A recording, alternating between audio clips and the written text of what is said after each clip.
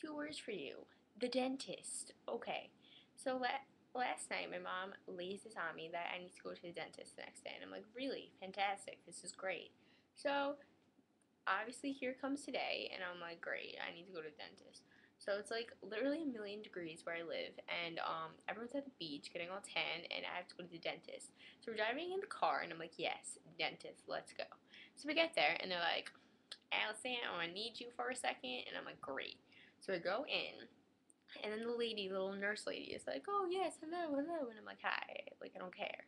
And she's like telling me about like how her daughter's going to prom, and she's like, she has a coral dress. It's so neon. Let me tell you, because coral is a neon color in everyone's mind, because this is coral and this just like pops out at your face, right?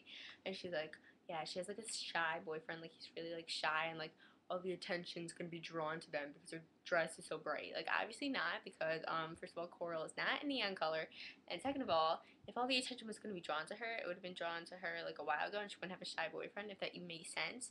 So you could calm down for like 2 seconds. And she's like, oh yeah, my daughter's getting her eyebrows waxed, getting her mani and her pedi, and I'm like, can you shut up? Like I don't care. So she's like going on about nothing. I'm not even listening at this point. I'm just like, whatever. She's playing the radio in the background. Taylor Swift is on. I'm like, back to December all the time. Woo. And I'm like, fantastic. Then she goes ahead and turns it off, and I'm like, wow, F you. So then she got this little thing, except it's not even little. It's like legit this size, and like she sticks in my mouth, and she's like, okay, we need to take a picture of your teeth. And I'm like, wow, thanks. So I push in my mouth, legit. It's like touching my gag reflex in the back of my mouth. I'm like, like about to die on the floor.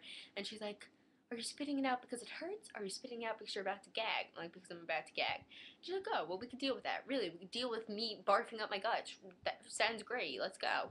So then I'm like dying over here. She has like this huge thing in my mouth, and I'm like, oh my god, I'm about to throw up. And she's like, oh no, it's fine. And I'm like, really, it's fine. She's like, this is the smallest size we have. I'm like, well, apparently you need a smaller one. So then the dentist guy comes in, Mr. Fine. I'm like, oh, fantastic. So he comes in and he's like, oh, it looks like lovely weather, doesn't it? Like, no, it's a million degrees. I'm sweating to death. Can you shut up and get this process over with? So then he's like digging in my mouth with like a mini sword. And he's like, ah.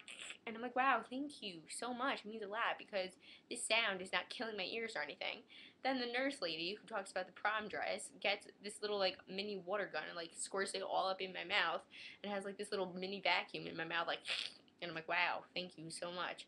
So she's like squirting the water, and she totally missed, and it like drips down my whole entire neck, and it's freezing, and I'm like, wow, I really needed this right now, let me tell you. Then Mr. Fine is all like, oh yes, let me just like scoot you down a little bit, and here I am like dying, all the like blood flowing to the back of my head, because these people don't know how to operate a chair, and I'm like, thank you so much. Like honestly, it was fantastic.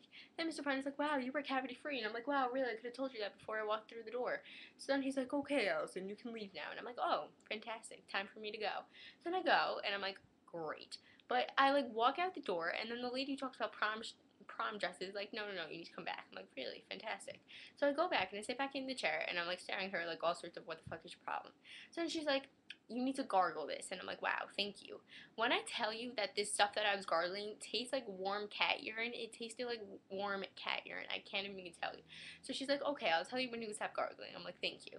So I'm like swishing this stuff around in my mouth for like 5 minutes, not even kidding. She's like, oh, you can spit it out. And I'm like, thanks so much. So then I get out of the dentist room, and I'm like, finally, torture is over. And then they give me this bag of unimportantness. Let me tell you, you know what it has in it? It has 2 pencils, because I really needed that.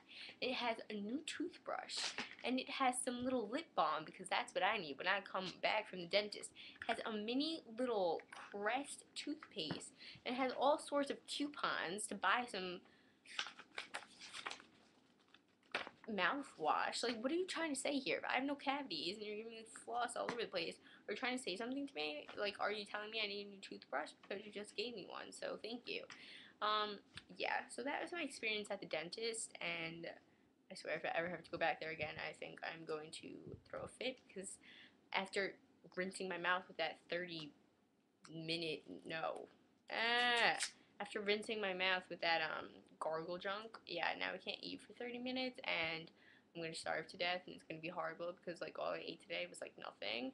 And it's a million degrees outside and I can't drink anything, so I'm probably just going to pass out. Not a big deal at all. Love the dentist, Jess.